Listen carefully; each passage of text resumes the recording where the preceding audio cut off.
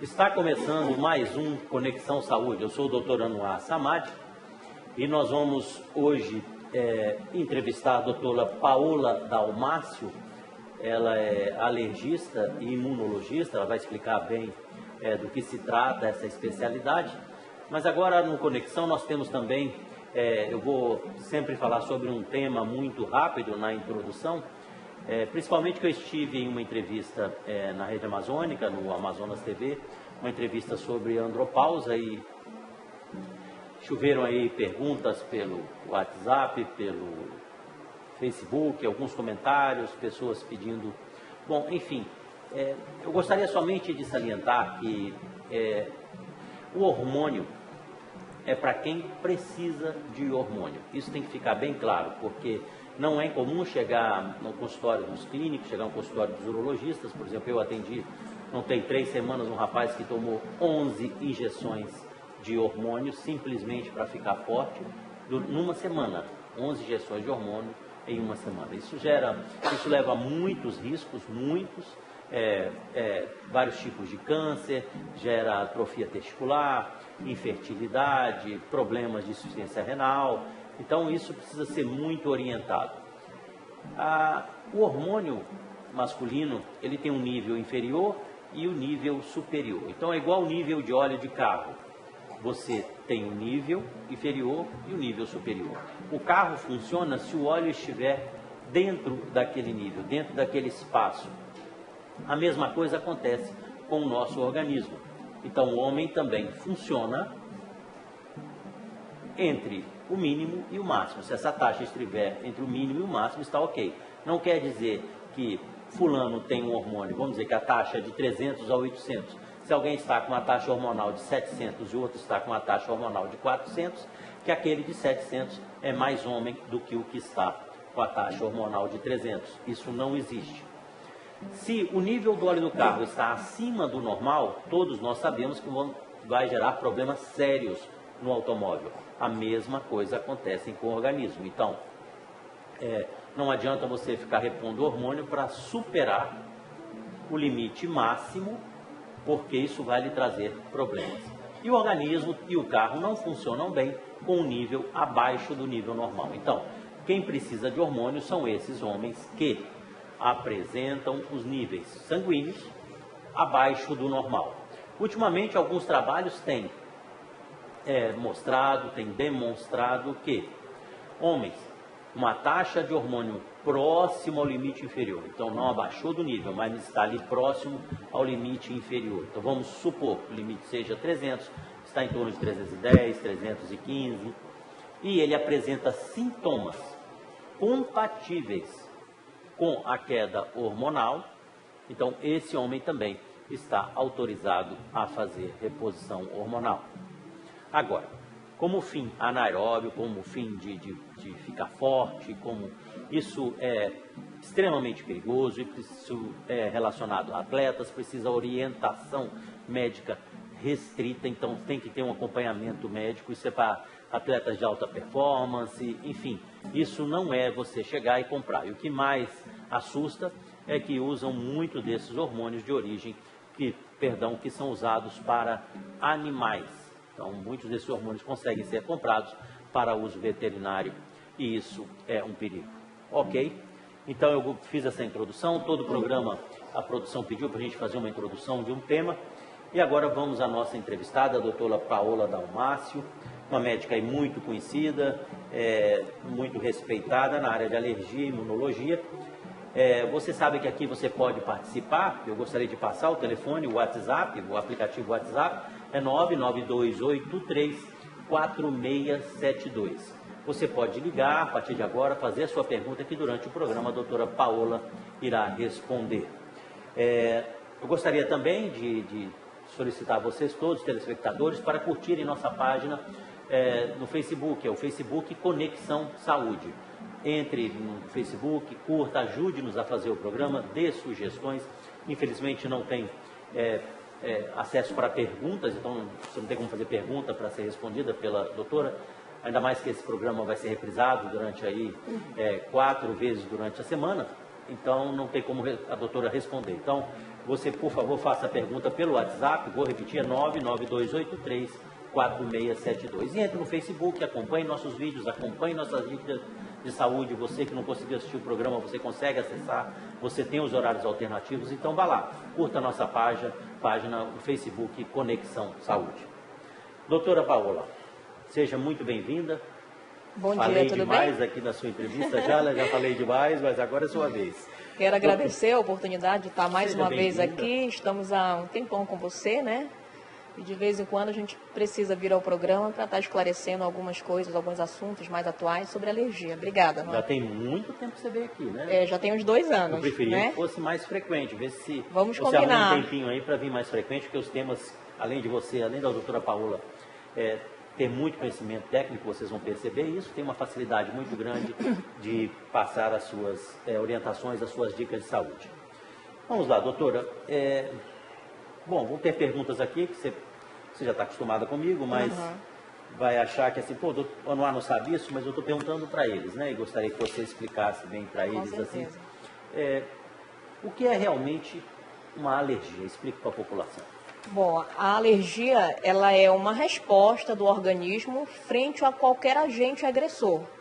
Por exemplo, uma alergia respiratória. O paciente, ele é atingido por ácaros, pólens, fungos, e ele desenvolve um processo, um mecanismo de defesa, só que no caso é a resposta alérgica.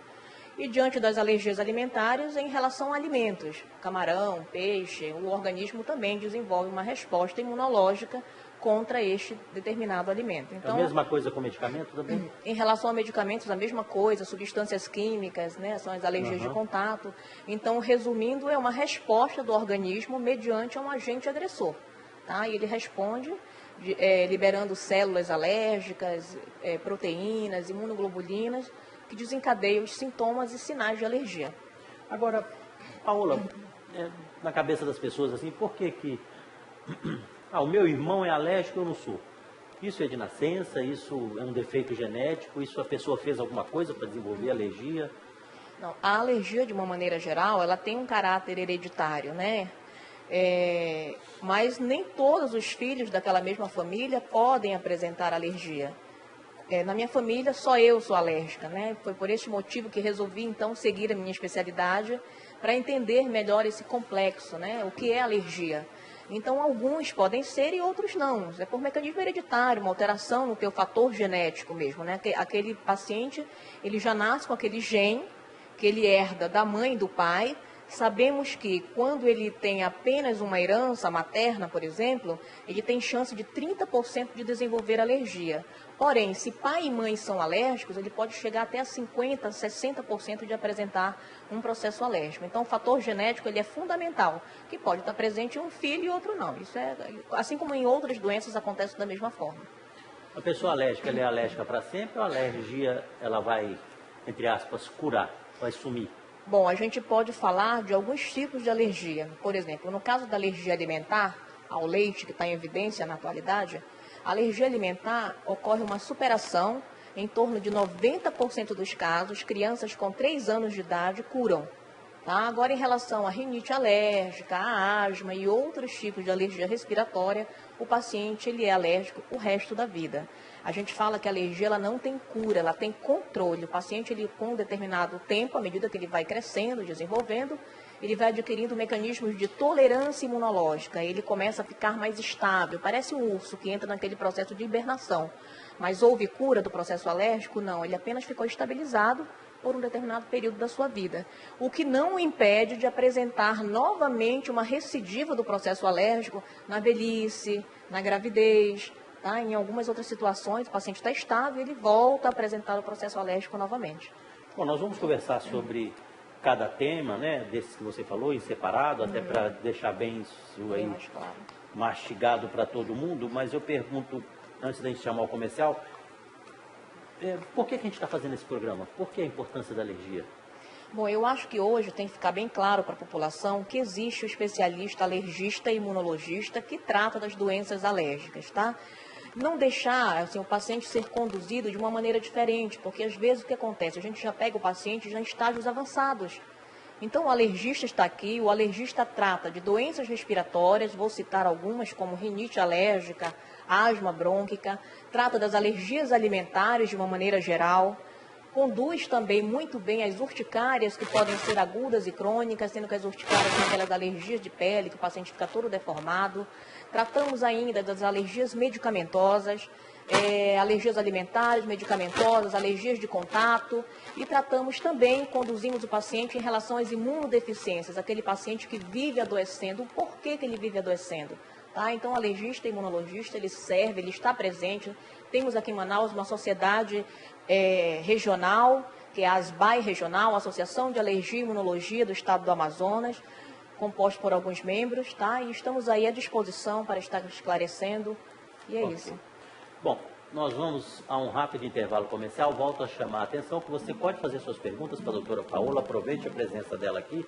O WhatsApp é o 992834672. Questão de 2 minutos, voltamos aqui com o Conexão Saúde. De volta com o Conexão Saúde, nossa entrevistada de hoje, a doutora Paola Dalmácio. Ela é alergista e imunologista e está conversando conosco sobre essas doenças.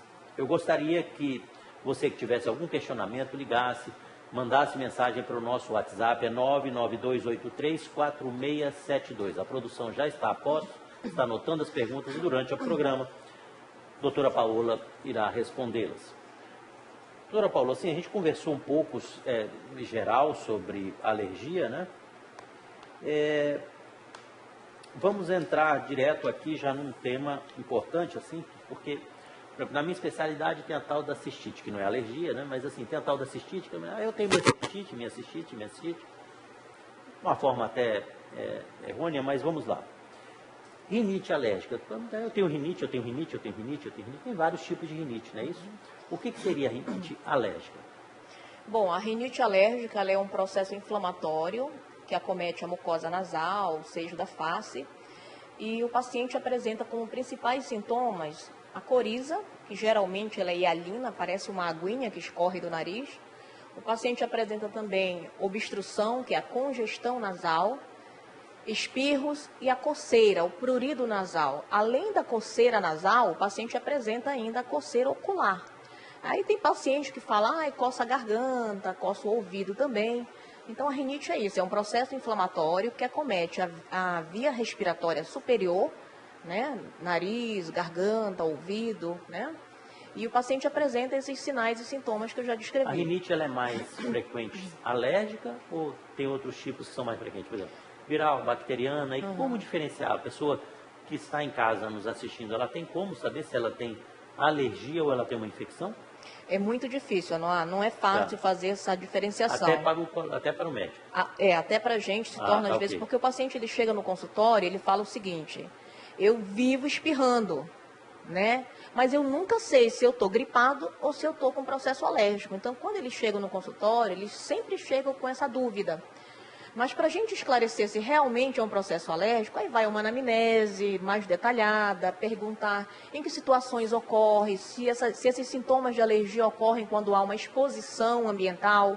Não, se ocorre quando eu só pego em poeira, quando eu vou limpar a casa, quando eu saio do meu carro, que é muito comum aqui em Manaus, você está no ar-condicionado e sai numa temperatura de 40 graus, né? Então se torna difícil a gente diferenciar, mas existem meios para a gente estar diferenciando se é um processo alérgico ou se é um processo viral, bacteriano, né? É uma história clínica bem detalhada, saber se o paciente ele tem sinais e sintomas de uma infecção, como febre, mal-estar, a famosa estou com uma moleza no corpo, né? A cor também da secreção geralmente muda, né? A cor da secreção, quando é uma rinite, aquela coriza, aquela aguinha que escorre. Quando é um processo viral ou bacteriano, já é uma secreção mais espessa, né? Amarelada, esverdeada. Então tem toda uma investigação. Tanto uma anamnese bem detalhada, como um exame físico mais apurado, para a gente poder emitir um diagnóstico e o paciente ficar mais tranquilo em relação ao diagnóstico, né? A gente está falando sobre isso porque a rinite alérgica pode trazer outros problemas ou é somente um inconveniente social? Não, a rinite alérgica, o paciente sabidamente alérgico, ele pode evoluir, inclusive, com um processo alérgico maior, a nível de pulmão, que é a asma brônquica. Então, tem essa relação.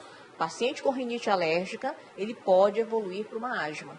tá? Além de que, pacientes com rinite alérgica, ele pode também, pelo fato de ter uma mucosa nasal sempre inflamada, pode favorecer a instalação de bactérias de forma crônica e evoluir com sinusopatias crônicas, a famosa sinusite, aquela sinusite de repetição.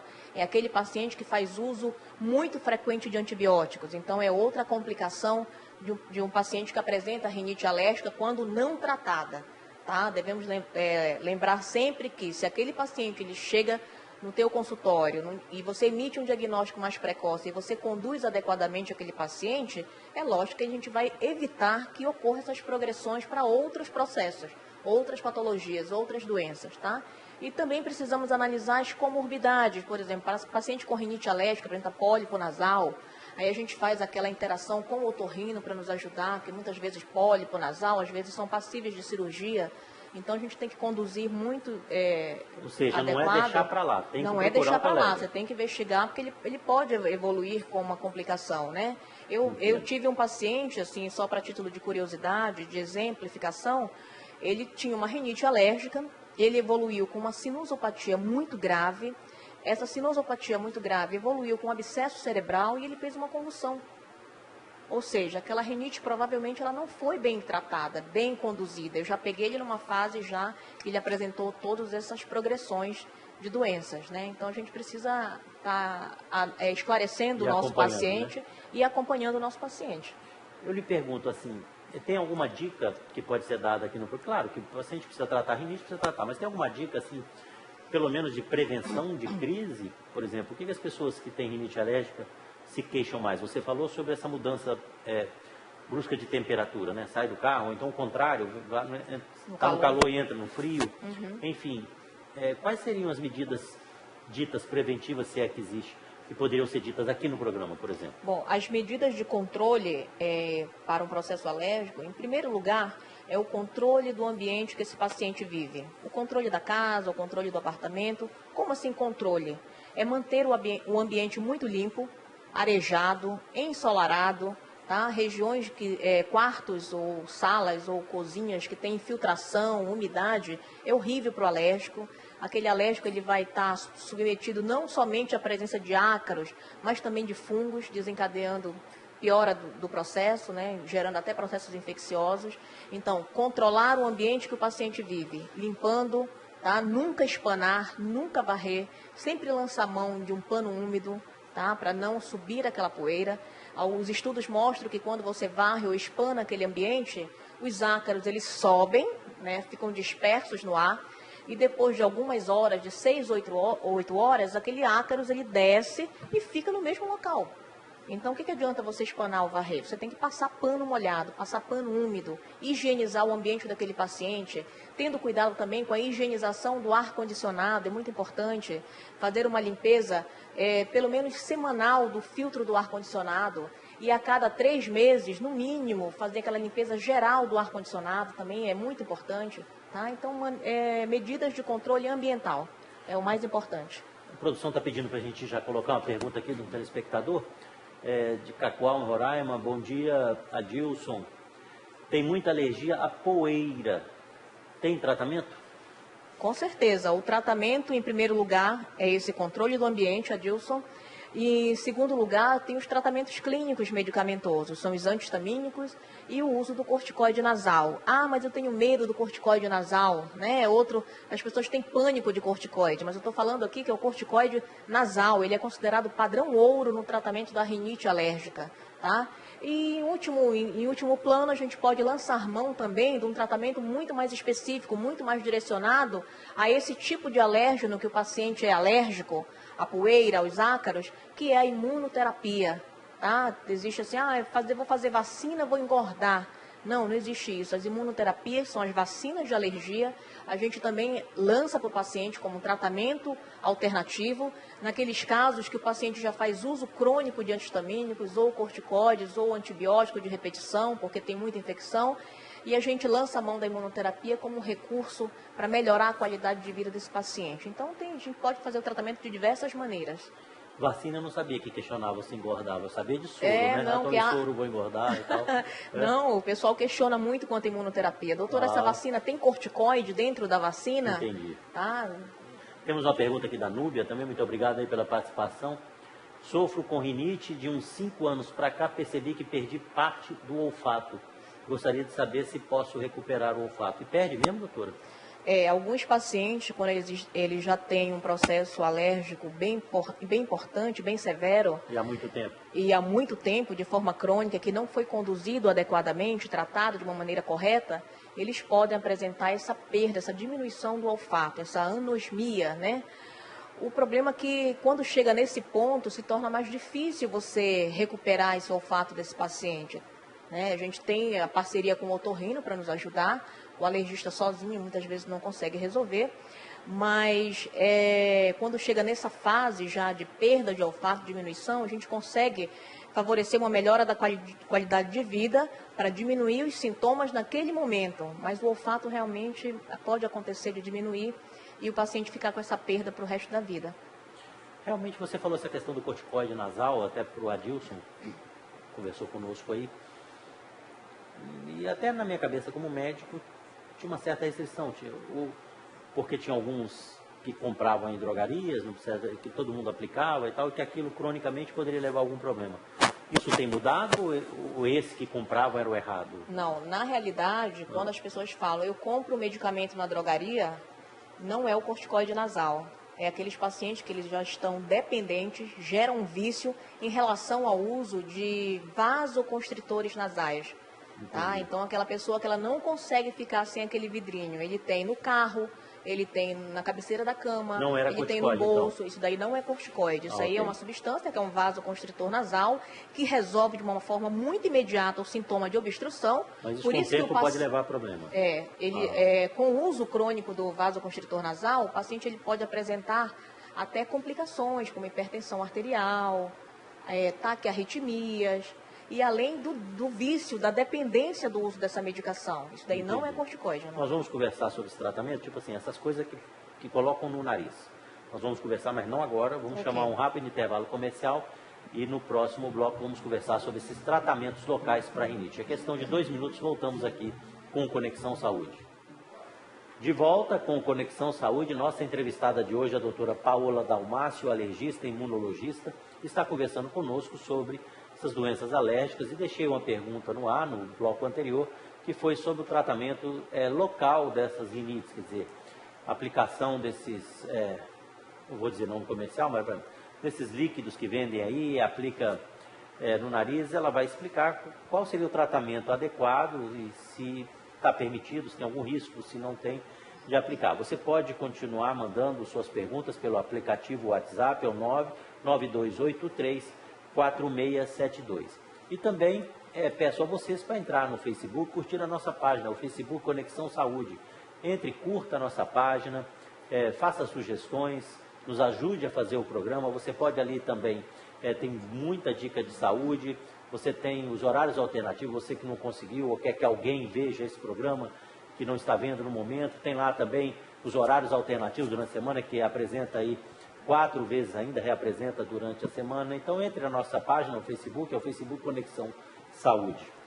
Doutora, então, deixei a pergunta sobre essa questão de estar aplicando coisa no nariz, né? Então, tem remédios ditos caseiros, remédios ditos naturais, né? A gente compra aquelas cabacinha, não sei se era o nome, e as pessoas aplicam. Bom, enfim, fale um pouco sobre isso, ou tudo sobre isso, o que é perigoso, o que funciona, o que não funciona. Eu acho assim, o paciente, antes dele usar um medicamento no nariz, ele tem que procurar um médico especialista para saber, para conduzir se realmente ele precisa de um medicamento nasal e qual seria esse medicamento nasal. A gente sabe que hoje, como eu falei no início do programa, o padrão ouro de tratamento de uma rinite alérgica, de uma sinusopatia crônica, é o corticoide nasal, tá? E não, o paciente não deve procurar comprar medicamentos, chegar na drogaria, para o balconista e perguntar se tem algum medicamento para ele usar naquele momento. É lógico que ele vai acabar usando, migrando para o uso do vasoconstritor nasal. E existem todas as complicações com o uso crônico. A dependência é um vício mesmo. O paciente, muitas vezes, ele chega no consultório já com 2 anos de uso da medicação e você tem uma dificuldade de retirar aquela medicação, porque o paciente fica dependente. Ele é vendido sem restrição e não precisa de receita médica, né? Por isso que o paciente chega no balcão da drogaria e compra de uma maneira muito livre, né? Então, assim, não usar também os medicamentos nasais, à base de cabacinha, como você acabou de falando. Esse medicamento ele pode gerar até perfuração do septo nasal, né? Então, vai gerar uma complicação pior para esse paciente. Então, ele sempre tem que passar no especialista, fazer uma análise do seu processo alérgico, o que precisa ser usado. Tem paciente que a gente consegue controlar a alergia somente com medicamentos orais, não necessariamente usar o corticoide nasal. Corticoide nasal, se você usar com segurança, quando muito bem prescrito, de acordo com a idade, cada um tem uma faixa etária permitida, né? O medicamento vem em bula dizendo, a partir de 1 ano, a partir de 2 anos de vida, adequar o corticoide nasal à idade do paciente, fazer um período de tratamento, sendo supervisionado pelo médico. Aí você vai promover uma qualidade de vida para o teu paciente com segurança. Isso que é o mais importante. É dar segurança para o paciente, para que ele não tenha complicações posteriores. Ok. É verdade ou é mito que não pode se aproximar de animal, assim, de ter bichinho de estimação em casa, cachorro, gato? Depende muito, né? Por exemplo, tem pacientes que são alérgicos somente ao grupo dos ácaros. E tem outros pacientes que também são alérgicos aos ácaros e pelos de animais. Então, nesse paciente que ele é verdadeiramente alérgico a pelos de animais, um valor que a gente pode encontrar, fazer um teste alérgico e saber qual é o valor da alergia desse paciente. A gente pode mensurar o valor da alergia desse paciente com os testes alérgicos. E aí você faz a orientação na família. Se for um teste alérgico alto para pelos de animal, você sugere que esse paciente ele possa conduzir a sua rinite alérgica, só que um pouco mais distante, não ficar muito presente com os animais, né? Para você observar um grau de melhora nesse paciente. Você afasta por um período e observa como que responde. Como funcionam esses testes alérgicos, doutora? A gente tem os testes alérgicos que são utilizados no próprio consultório, que depende do especialista, é um médico alergista, no caso. Tá? Somente os médicos alergistas estão aptos a realizar o teste alérgico cutâneo. Existem muitos outros especialistas por aí que querem realizar o teste alérgico, não é correto, tá? Não é padronizado pela Associação Brasileira de Alergia e Imunologia. Somente o especialista em alergia está apto a realizar o teste alérgico, porque o teste alérgico também ele tem riscos.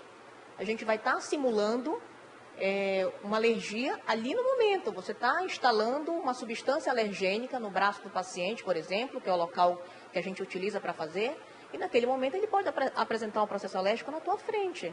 Tá? Então, são injeções que se Não, os testes alérgicos intradérmicos eles já não são mais utilizados, que eram as injeções. O que a gente tem na atualidade são os testes alérgicos cutâneos, é feita uma pequena pontura na pele do paciente, você coloca aqueles extratos alergênicos padronizados, sempre a gente procura comprar de um laboratório de referência, não pode ser qualquer extrato alergênico, você coloca aquelas 10, 12, 14 substâncias na pele do paciente e faz uma pontura com uma agulhinha de plástico ou uma agulha própria de inox, que são próprias para a realização do teste alérgico. Tá? E temos também a bateria de teste alérgico de contato, que você gruda na pele do paciente com adesivo, e o paciente vai para casa, 48 horas ele retorna, retira-se aquele adesivo e você vai observar se apresentou irritação, bolhas, para você fechar um melhor diagnóstico. Então, existem esses métodos, que são os métodos in vivo, né? Teste alérgico cutâneo, de leitura imediata, que é realizado em 15 minutos no consultório, e os que demoram um pouquinho mais, em torno de 48 horas, para a gente emitir um diagnóstico. E temos também os testes laboratoriais, que hoje está muito em evidência, e aí não depende do médico especialista, pode ser solicitado por clínicos, otorrinos, pediatra e outras especialidades. Ok, então, por exemplo, a maioria dos casos, você consegue descobrir a que a pessoa é alérgica? Bom, é importante isso? É importante a gente descobrir a causa, porque se você consegue fechar o diagnóstico, você saber o que está ocasionando a alergia naquele paciente, você isola e o paciente vive melhor. Certo. Né? Na grande maioria das vezes a gente consegue chegar a um diagnóstico, porque esses testes alérgicos nos ajudam muito, tá? E quando não, porque esses testes eles são dependentes de um anticorpo chamado IgE. Então, os testes alérgicos, que são passíveis de investigação, é dependente desse IgE. Se o paciente apresenta um processo alérgico que não é por mecanismo de IgE, aí os testes vão dar negativos. Mas aí entra o quê? A história clínica, fazer a relação causal da exposição com o sintoma do paciente. Então, a gente consegue fechar o diagnóstico de uma outra maneira que não seja por testes alérgicos. Ok. Eu vou pedir à produção para colocar, temos mais perguntas aí.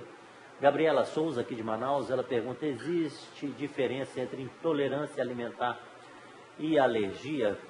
Gabriela, eu vou te pedir que nós vamos entrar já nessa questão da alergia alimentar. Inclusive, doutora, você já podia responder a Gabriela, e a gente já passa esse como próximo tema, alergia alimentar e intolerância alimentar. Qual a diferença? Esse daí é um assunto que, assim, traz muita dúvida, né? O paciente, ele chega falando no consultório, vou dar um exemplo bem claro, em relação ao leite.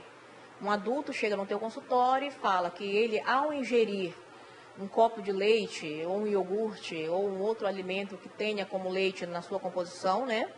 E ele apresenta diarreia, gases, dores abdominais, tá? Esses sintomas digestivos, numa fase adulta, eles estão mais relacionados à intolerância alimentar. Como eu citei aqui, o leite seria uma intolerância à lactose.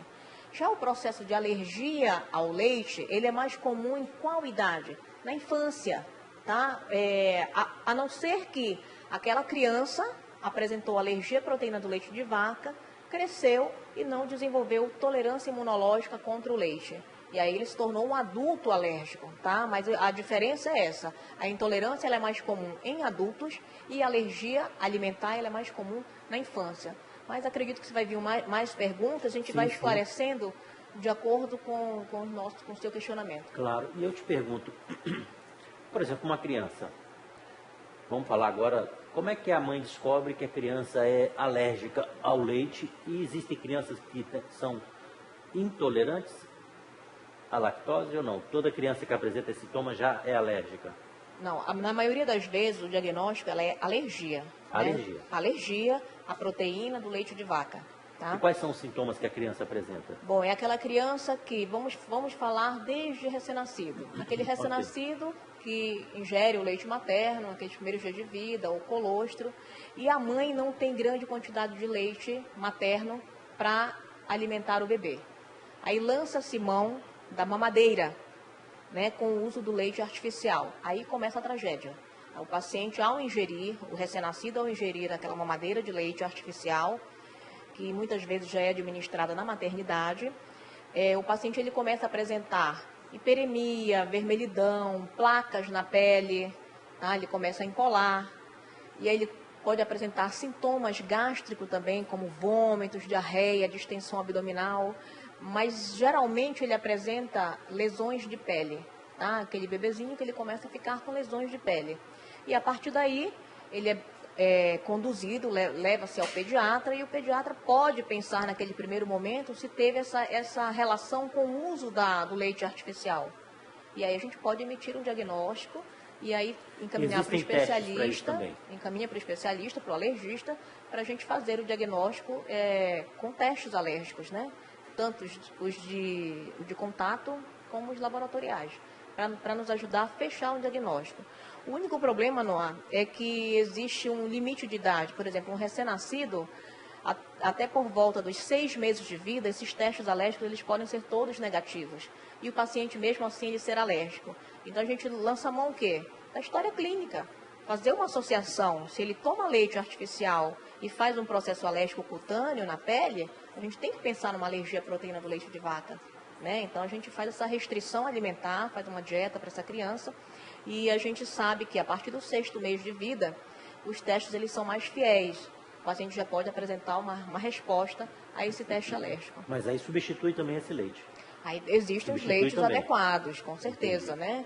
São os leites hidrolisados, proteína hidrolisada. Aí existem várias marcas no mercado, todas muito seguras. E com vários preços também, aí, imagino, com vários preços. O problema é o preço, né, dessas latas de leite que ainda é alto, o valor ainda é alto, né? Mas é essa forma que a gente tem de conduzir o paciente já precocemente. Mas outras vezes o paciente ele não apresenta alergia tão precoce, né?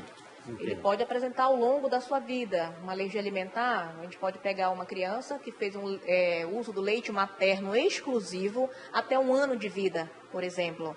Nesse momento ele não fez leite artificial, tá? Mas a partir do momento que você vai mudar, você vai adequar a dieta dessa criança, a partir de 1 ano de vida para outros alimentos, aí você começa a observar alergia alimentar ao leite, por exemplo, ou alergia alimentar ao trigo, que também é comum. Entendi. A partir de 1 ano, quando você vai modificar a dieta dessa criança, que ele começa a apresentar outros sinais e sintomas de alergia. Ok. Bom, nós vamos de novo a um rápido intervalo comercial. Você pode continuar participando, mandando suas perguntas pelo aplicativo WhatsApp, é o 929-9283-4672. Questão de 2 minutos, voltamos aqui com Conexão Saúde. De volta com o Conexão Saúde, nossa entrevistada de hoje, a doutora Paola Dalmácio, alergista e imunologista, está conversando conosco sobre essas doenças alérgicas, sobre intolerância. Doutora, ainda sobre essa questão alimentar, que me parece muito importante, né? Tem aí o camarão, que também é muito famoso, né? Alergia ao camarão. Essas doenças alérgicas, essas crises agudas, podem matar? Podem chegar a uma entidade clínica horrível para nós médicos e principalmente para o paciente, que é o chamado choque anafilático, é a anafilaxia, né? Então, por isso que a gente tem que ter o cuidado na orientação, dar um verdadeiro diagnóstico para esse paciente, estabelecer qual alimento ele é alérgico, para não chegar nesse risco aí de anafilaxia, choque anafilático. E, por exemplo, eu nunca comi camarão na vida, um exemplo. Eu como camarão. Eu vou desenvolver essa alergia ali na primeira ou não? Não, na primeira exposição não. Isso funciona... Dá para explicar isso bem para a população? A gente passa a desenvolver alergia a partir do momento que você entra numa segunda exposição, segunda ou terceiras exposições. No primeiro contato com o alimento, é muito difícil que o paciente apresente um processo alérgico imediato, tá? Então, ele pode apresentar reações alérgicas verdadeiras a partir do uso sequencial, mais para frente com a ingestão desse alimento, mas no período posterior da sua vida. Por exemplo, tem pacientes que chegam no consultório e falam: doutor, eu sempre comi camarão. Pois é, isso que eu ia dizer, porque muita gente questiona, eu comia antes, não tinha problema. Eu sempre comi camarão, nunca aconteceu nada. E há um tempo atrás eu ingeri camarão e inchou a boca ou apresentou alergia cutânea, fiquei cheio de placas avermelhadas. Então, isso é possível que aconteça, né? Naquele momento, o teu organismo ele não está mais apto a aceitar aquele alimento. Ele faz uma resposta de defesa. Eu não aceito mais esse alimento. Então, ele desenvolve mecanismos imunológicos de intolerância alimentar e não aceita mais aquele alimento. E aí ele vai ser alérgico o resto da vida. Então não é o camarão que é genérico, né? É que realmente não é o camarão que não presta, é que realmente ele desenvolveu alergia. O paciente né? apresenta, o paciente ele pode, assim como alergia ao trigo, por exemplo, o paciente sempre comeu trigo, pães, biscoito, bolos, e um belo dia, existe uma entidade clínica agora no ar que está em evidência, que se chama anafilaxia induzida por exercício dependente do trigo. É um nome bem grande mesmo. Anafilaxia induzida pelo exercício dependente do trigo. O que significa isso? Para deixar claro para a população, porque às vezes o paciente ele ingere um pão, por exemplo, um biscoito, e aí com 30 minutos depois ele faz um processo alérgico. Mas o que aconteceu?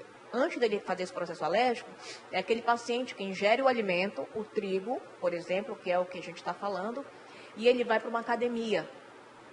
30 minutos após a ingestão do trigo, se ele fizer um exercício, ele pode apresentar uma anafilaxia na academia, e ninguém sabe o que foi. Tá? Então, isso está muito em evidência, para que a gente possa estar estudando e emitindo esses diagnósticos, que está acontecendo muito na nossa prática. Além do exercício provocar esse processo alérgico, outras situações como o uso de anti-inflamatórios não hormonais, né? Os diclofenaco da vida, citando aqui o nome genérico. O paciente ingere trigo, mas associado ao trigo, ele ingeriu também um anti-inflamatório não hormonal. E ele pode apresentar uma anafilaxia. O próprio estresse, o uso de bebidas alcoólicas, tá? Então isso é muito comum agora em adultos.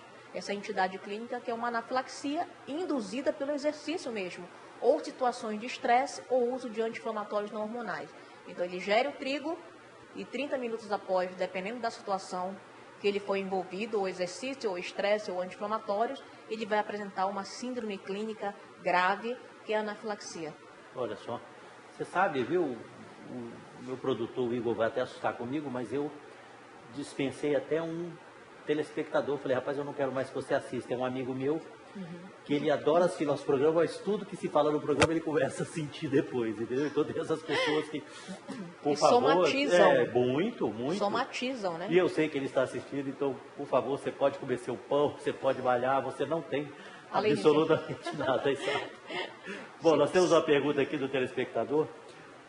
O Augusto, ao ingerir bebidas alcoólicas, aparecem manchas vermelhas em minhas costas, peito e principalmente no rosto. Pode ser alergia? Bom, Augusto, a gente precisa esclarecer se essa bebida alcoólica, ela não está ocasionando apenas uma vasodilatação. Que é o mais comum, Porque é o mais comum, é o álcool promover a vasodilatação. E com a vasodilatação, você pode ficar avermelhado, apresentar algumas manchas avermelhadas na pele, ou se realmente é um processo alérgico. Existe uma diferença para que ele entenda sobre o aspecto, até para o leigo, da placa alérgica para somente a vasodilatação? A vasodilatação, o paciente ele fica apenas avermelhado, né? Se apresentar placas, são muito discretas, né? Aquela placa delimitada, mas muito discreta. Um rosa claro, por exemplo. Agora, já o processo alérgico verdadeiro, que são as urticárias, já são placas mesmo mais evidentes, bem avermelhadas, em alto relevo, parece um mapa na pele do paciente, tá? E bastante pruriginosas, coçam bastante. Demais, né? A vasodilatação em si, ela não coça tanto, é só um processo que o paciente fica inteiramente vermelho, igual um camarão, popularmente conhecido como camarão, né? Mas não coça tanto e ela não é em alto relevo. Já a urticária não, coça bastante, ela é em alto relevo e fica aquelas placas bem evidentes na pele do paciente. Mas a gente precisaria definir um diagnóstico, Augusto, né? Definir realmente se é vasodilatação ou se é processo alérgico, tá, Augusto? O álcool, tem pacientes que apresentam essa alergia, né? Pelo álcool, mas também pode ser por componente da bebida alcoólica. Por exemplo, no caso do vinho, tem pacientes bastante alérgicos à uva, né? Ao suco da uva, né? Entendo. E tem pacientes que são alérgicos a quê? No caso das cervejas, dos maltados, né? Ao malte, à cevada. Então a gente precisa estar esclarecendo se realmente é o álcool ou se são componentes da bebida alcoólica. Isso aí dá para fazer uma investigação a nível de consultório. E esse aí é o sonho de muitas esposas, né? Assim, que o marido pegue alergia A bebida alcoólica. Isso aí seria o sonho já de muitas, né? Mas vamos lá. Então aqui entra muita confusão, como a Gabriela no início aí também mandou uma pergunta, sobre essa questão da intolerância e da alergia, né? Então a intolerância não daria reação na pele. Seria mais ou menos isso? Mais ou menos a pessoa isso. não teria placa, não teria nada, só teria os sintomas digestivos. Digestivos. Então, eu sou intolerante à lactose. A lactose. Entendi. Isso. Agora, eu sou alérgico à lactose. Além dos sintomas... Alérgico à proteína do leite. Pois é, aí teria totalmente placas, teria tudo isso. Então, alergia, para a gente deixar claro e fazer um resuminho para todo mundo entender. A alergia alimentar, vamos colocar o leite, que é mais em evidência, é alergia à proteína do leite de vaca, não é alergia à lactose. A lactose é o açúcar do leite, né? Não existe alergia ao açúcar do leite, existe intolerância ao açúcar do leite, que é a lactose. Tá? Então, a intolerância à lactose, ela promove no paciente sintomas digestivos, sintomas gástricos, intestinais, como diarreia, dores, até constipação mesmo. Tem pacientes que têm constipação crônica e apresentam uma intolerância à lactose, né? Flatulência, que são os gases. Já a alergia à proteína, quando a gente fala em alergia, a gente tem sempre que pensar em proteínas e não em açúcares. Tá? Então, alergia à proteína do camarão, alergia à proteína do trigo, alergia à proteína do leite. Os sintomas são respiratórios, o paciente pode ter sintomas de rinite, pode ter tosse, asma, broncoespasmo, que é o sibilo, o chiado no peito, e além das alergias cutâneas também. Então, pele e trato respiratório estando envolvidos, sugere mais o que? Um processo alérgico à proteína. Tá? Sintoma digestivo acometido sugere intolerância. Ok. ficou muito bem explicado. Nós vamos de novo a um rápido intervalo comercial e já voltamos aqui com o Conexão Saúde.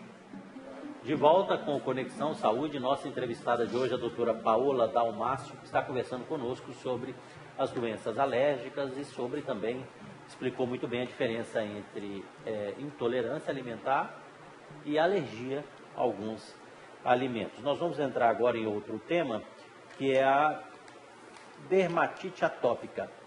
Você pode explicar para os nossos telespectadores o que é dermatite atópica?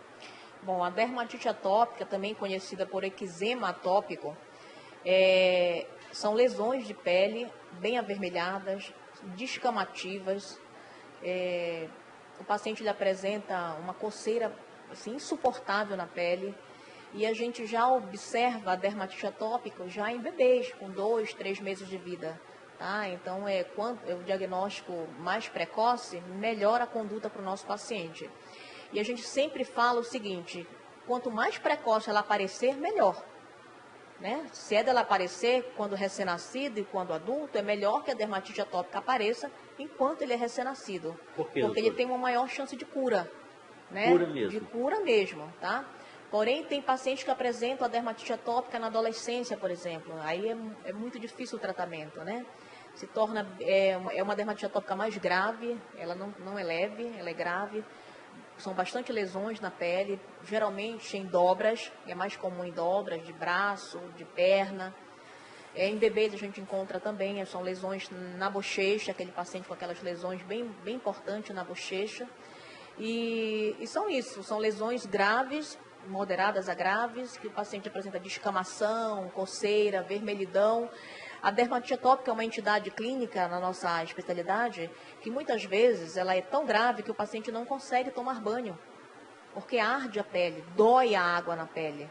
Tá? Então precisa ser muito bem conduzida desde o início, se você puder emitir um diagnóstico precoce para você fazer o tratamento adequado, à base de cremes hidratantes, o tratamento fundamental, eu sempre falo para o paciente, se você não passar creme, que é um creme adequado para a pele de cada um, o paciente ele não vai melhorar. Não adianta ele tomar antialérgico, não adianta ele tomar fazer outros recursos se ele não usar o creme hidratante. É a mesma coisa que eu falo em relação, só voltando um pouquinho para a rinite, aquele paciente que não lava o nariz, não faz uma lavagem nasal com soro fisiológico, aquele soro que vocês usam para fazer inalação, se ele não lavar o nariz, ele também não vai ter uma boa resposta no tratamento clínico, quando comparado com aquele paciente que faz uso da lavagem nasal. E a dermatite atópica, da mesma forma, você tem que hidratar a pele do teu filho, por exemplo. Você tem que passar creme hidratante após os banhos. Porque só o antihistamínico, só o uso do antialérgico oral, só o uso de pomadinha nas lesões não vai adiantar. O paciente ele não vai responder adequadamente ao tratamento. Então, a dermatite atópica é isso. São várias lesões que acometem a pele, pode ser de uma maneira difusa, ou só em dobras, em flexuras, tá? E que são lesões descamativas, avermelhadas e que coçam bastante. E quais seriam as causas, assim? Contato, o que seria? A dermatite atópica, quando você fecha o diagnóstico anual de dermatite atópica, o que a literatura fala? Que a dermatite atópica é uma doença de pele de causa desconhecida. Ok. Tá? Isso que é o pior, você não fornecer, você consegue mostrar para o teu paciente que ele apresenta sensibilizações a poeira, a mofo, a fungo, sensibilizações à ingestão de alguns alimentos, porém eles não são a causa da dermatite atópica. A dermatite atópica ainda é uma doença de pele de causa desconhecida, que tem um fator genético importante, uma alteração a nível de DNA mesmo, uma alteração genética que favorece o paciente de apresentar aquele processo, tá? E as causas não conseguem se identificar mesmo, apenas fatores de piora, fatores que fazem com que o paciente lhe apresente uma piora daquelas lesões de pele, dos fatores externos e os fatores como poeira, mofo, fungo, alimentos, etc. Ok. Doutora, e assim, a mãe então é fundamental aí, porque quando é que deve procurar o médico? Quando começar a aparecer, então torcer para que apareça cedo, e a mãe é fundamental, porque isso pode... É a mesma coisa, por exemplo, tem pessoas que tomam banho e se demorarem muito a se enxugar, se coçam demais. É a mesma coisa ou não? Não, não é a mesma coisa. Essa história do banho, que a pessoa toma o banho e sai se coçando, é um tipo de urticária. Também é uma alergia? É uma alergia, a urticária realmente é uma alergia, tá? A dermatite é uma alergia, mas a gente não sabe a causa dela, a gente não consegue porque é de causa desconhecida. Então é importante orientar as mães que ao observar lesões de pele avermelhadas, que deixam a criança... É engraçado que o bebê, o recém-nascido, por exemplo, ele não vai conseguir se coçar. A gente sabe que é uma lesão que coça muito, mas ele é um bebê extremamente irritado, aquele bebê que chora muito, que no banho ele chora demais. Por quê? Porque aquelas lesões doem. A água, né? Quando vai tomar banho, dói. Então, quando a mãe observar lesões de pele avermelhadas, descamativas, e aquele bebê agitado, choroso, sempre procurar um especialista para a gente estar esclarecendo que lesão de pele é aquela, né? Porque não é uma lesão localizada, são várias lesões, tá? Entendo. E essa entidade aí do paciente que entra no banho e sai se coçando, não é dermatite atópica, tá? É urticária. A dermatite atópica dói. A dermatite atópica dói, coça, dói, isso. E a urticária só porque o cara saiu da água. São escoriações, né? A dermatite atópica, o paciente apresenta escoriações, fissuras na pele, né? Como se fossem ferimentos na pele também, né? Já a urticária não, o paciente ele entra no banho com a pele íntegra, sã, com a pele saudável, mas ele sai se coçando, Aí acha que é o sabonete, acha que é isso. Isso, mas é uma urticária relacionada ao banho mesmo, chamada de urticária colinésica, é quando muda a temperatura corporal. Ele entra com uma temperatura corporal e ao tomar banho, essa temperatura corporal é modificada pela temperatura da água. Isso? A gente tem que tentar ajustar uma melhor temperatura da água para que não Entendi. Tem que ser água fria. Não, nem sempre água fria é a solução. Tem que ser água quente. Não, você tem que tentar ver qual é o melhor grau daquela água que aquele paciente consiga tolerar aquela temperatura daquela água para que não ocorra o processo alérgico. É diferente, é comum. Assim, mas bem simples. É simples, a urticária ao banho é simples. Você só tem que saber adequar a temperatura da água. Está respondido aí, que era uma pergunta aqui da produção. Nós temos mais uma pergunta de telespectador. Edilson, de São Gabriel da Cachoeira. Muito obrigado, Edilson. Meu filho foi diagnosticado com dermatite atópica e agora apresenta vômitos. Seus exames não apresentaram alterações, somente estão alterados os leucócitos. Essa alteração seria dermatite? Não, Edilson, não dá para a gente, só por esse sintoma isolado, vômitos, não dá para dizer que é uma dermatite. A dermatite, como eu falei, são lesões de pele. O vômito que ele pode estar apresentando, de repente uma intolerância gástrica pelo uso crônico de antihistamínicos, né, está com uma irritação gástrica, ou ele está apresentando alguma intolerância alimentar, mas que não esteja nada relacionado ao processo alérgico, pode ser só uma intolerância alimentar, ou de repente uma alergia alimentar associada ao processo da dermatite atópica. Aí eu acho que deveria ser passar uma consulta, de repente, se você tiver a oportunidade de passar com o médico. Eu sei que você está muito longe, né? Mas retornar ao médico, né? Mas retornar ao médico para tentar esclarecer, ok? Se é uma alergia alimentar, se é só uma intolerância, ou se é uma irritação gástrica proveniente do uso de antihistamínicos crônicos, né? O que são os tratamentos para dermatite? Porque são os tratamentos relacionados à dermatite, né? Que pode dar um efeito gástrico e poderia levar ao vômito. Isso. Ok. Nós vamos de novo a um rápido intervalo comercial e já voltamos aqui com o Conexão Saúde.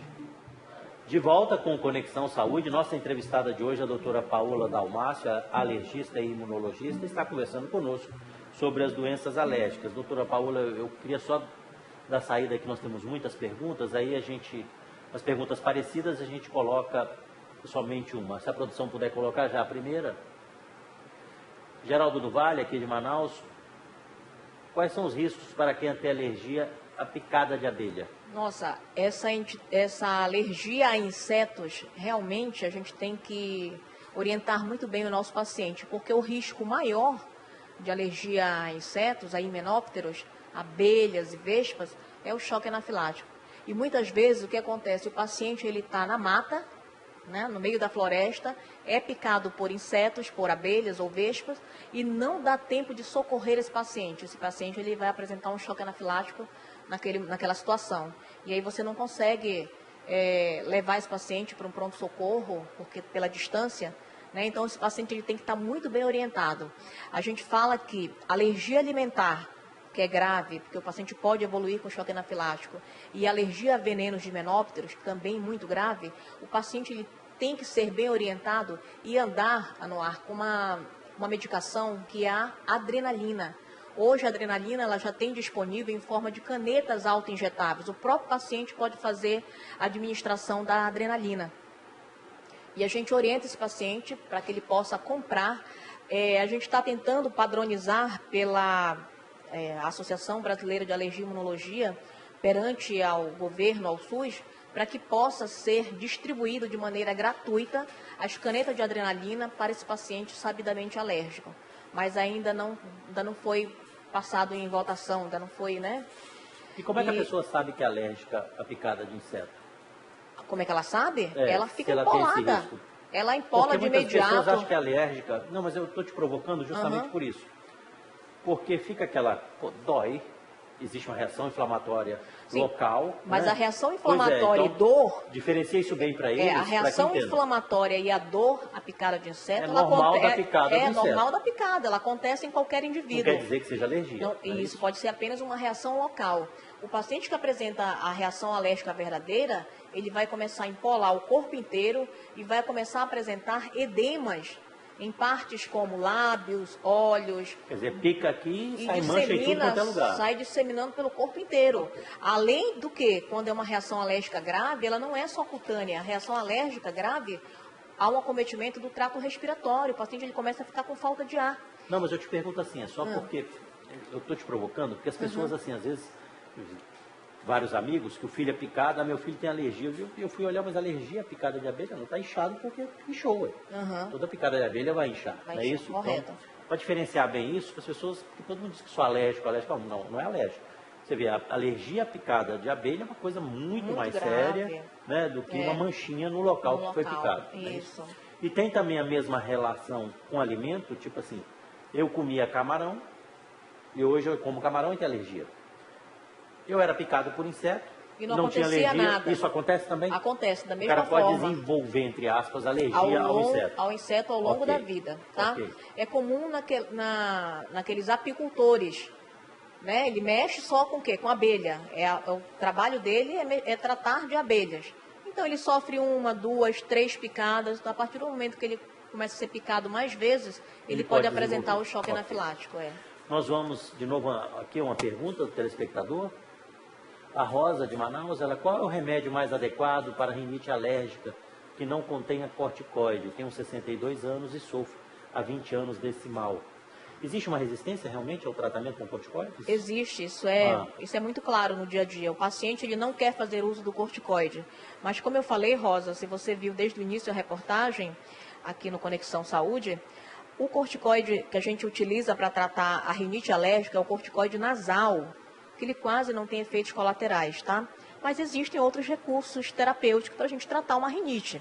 Existem os tratamentos com medicamentos via oral, que são os antihistamínicos via oral. Não precisa a gente lançar mão do corticoide oral.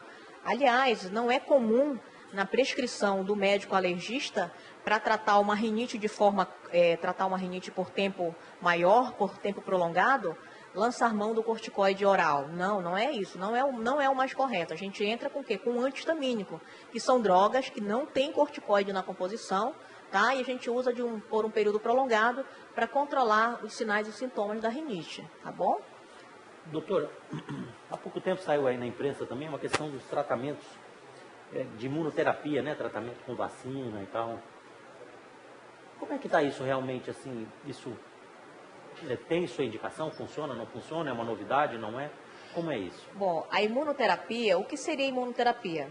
É você administrar no teu paciente o alérgeno, que ele é alérgico, tá? Okay. É como se fosse para a gente dessensibilizar, para que o teu organismo adquira mecanismos de dessensibilização ao que você é alérgico. Então, existe imunoterapia para ácaros, que é o mais comum, existe imunoterapia para venenos de inseto e outros tipos, tá? Então, a imunoterapia ela já existe há mais de 50 anos, sempre é muito estudada E a imunoterapia é o recurso que a gente utiliza quando o paciente ele já não responde mais ao uso de medicamentos orais. É aquele paciente que apresenta uma alergia mais grave e que você quer promover uma qualidade de vida para o teu paciente. Por exemplo, no caso dos pacientes alérgicos a veneno de inseto, o paciente ele precisa fazer uma imunoterapia para dessensibilizá-lo, principalmente aqueles que lidam com insetos. Por exemplo, biólogos que são alérgicos a insetos, mas que trabalham com pesquisas. E aí, como é que a gente faz? A gente lança a mão da imunoterapia para dessensibilizar esse paciente, para que ele, ao entrar em contato com o inseto, ele tenha uma reação menor da alergia. Né? Então, é mais ou menos por aí a imunoterapia. Funciona. A estatística que a gente tem é que 87% dos pacientes respondem muito bem à imunoterapia. Mas a imunoterapia ela tem que ser muito bem indicada, ela tem que ser... a gente tem que pedir essa imunoterapia, que a gente compra, comercializa ela, de uma indústria que produza com extratos padronizados. Não pode ser qualquer laboratório que produza. A gente tem que selecionar uma empresa boa que nos venda essa vacina para que a gente possa repassar para o nosso paciente. Mas funciona assim. Doutora, as pessoas, assim, eu opero muito, né? Então tem visita pré-anestésica e tal, mas enfim. Por que as pessoas têm tanto medo? É tão comum assim ter alergia a um anestésico local ou de uma cirurgia, alguma coisa? Não, é tão comum alergia a anestésico, a medicamento anestésico? Não, não, não é comum. São alergias raras. Muito né? bem, Então, alergia a anestésicos locais e anestésicos inalatórios, anestésicos injetáveis, que se usam em cirurgia, que se usam em cirurgia, na prática diária dos cirurgiões, não são alergias comuns, são alergias raras. E muitas vezes o processo alérgico acontece relacionado a alguma droga que foi utilizada durante o procedimento cirúrgico, como antibióticos, um anti-inflamatório, e não relacionado à anestesia. Tá? Não é uma alergia comum. O procedimento anestésico é um procedimento muito seguro, né? Eu sempre falo para o paciente, se você vai entrar para realizar um procedimento cirúrgico, ele faz uma visita com o anestesista, faz a consulta pré-anestésica, relatando as suas comorbidades, as suas doenças associadas. Mas não é o anestésico em si que vai trazer uma alergia. É assim como os contrastes radiológicos, né? As pessoas também falam muito, eu vou fazer uma tomografia, mas eu tenho medo de fazer uma alergia durante a tomografia com contraste, ou durante a ressonância com contraste. A alergia ela pode acontecer em pacientes que são alérgicos, aquele paciente que já tem aquela alergia instalada, ou uma rinite, ou uma asma, ou uma dermatite de contato, aquele paciente que já é sabidamente alérgico.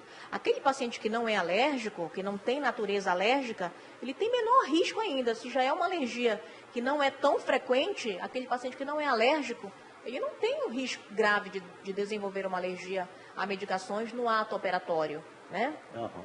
Doutora, infelizmente nós estamos estourando o tempo. Eu gostaria que você deixasse um telefone de contato para nossos telespectadores. Bom, telefone do consultório 3659-3888, Shopping Millennium, sala 1503. 3659-3888? 3888. Telefone Isso. bem fácil. Muito obrigado pela participação, doutora. Obrigada. Agradeço a todos os telespectadores aí pela participação.